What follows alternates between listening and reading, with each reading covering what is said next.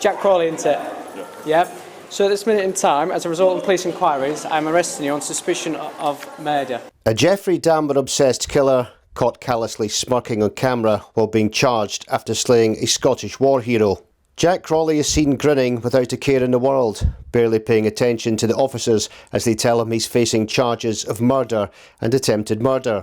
20-year-old Crawley from Carlisle, who was obsessed with serial killer Jeffrey Dahmer, was known to neighbours as Creepy Crawley due to his odd behaviour. He lured Paul Taylor from Annan to his death in October last year. Mr Taylor, who was a father of two, was a catering manager at Cumberland Infirmary in Carlisle and was an Afghanistan and Falklands veteran, but was secretly meeting up with men on dating apps like Grindr and Fab Guys. These are the last images seen of him leaving his work before driving his car through the town.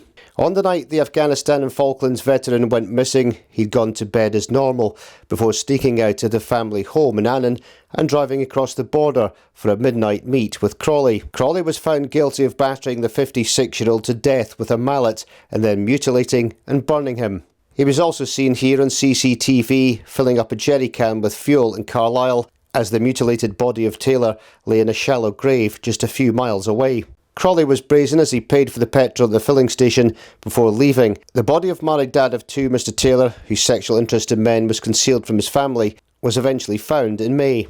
Crawley, who was obsessed with American serial killer Jeffrey Dahmer, who murdered and dismembered 17 young men, denied murder and attempted murder at Carlisle Crown Court, but was convicted after a harrowing 2-week trial. Mr Taylor suffered an explosion of violence before he was put into the boot of his own Vauxhall Corsa and driven a few miles west to Finglandrig Wood, a childhood haunt of the killer.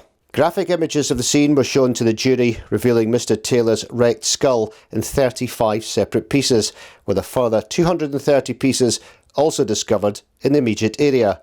Some of the skull has never been recovered. Crawley set a fire with the charcoal that he had bought earlier, but was only able to burn small portions of Mr Taylor's leg and arm before the smell became too much for him and he gave up.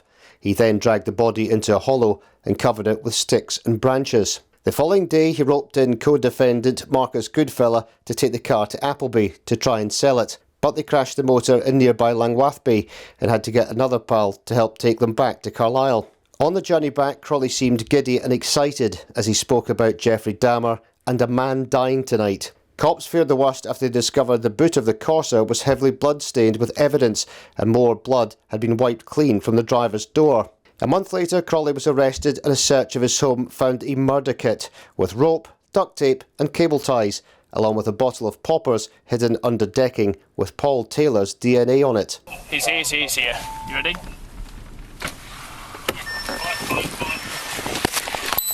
Just stay there, pal. Just stay there. Just stay there. Yeah. Jesus Christ, man. Just put your hands behind your back. Despite bail conditions to stay in Carlisle, Crawley got a train to Glasgow on New Year's Day this year and then went to Aberdeen and Edinburgh.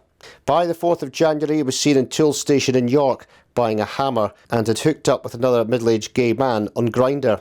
The pair met at a remote spot where Crawley tried to murder the male with a weapon before the victim was able to somehow overpower him and grab the hammer off him.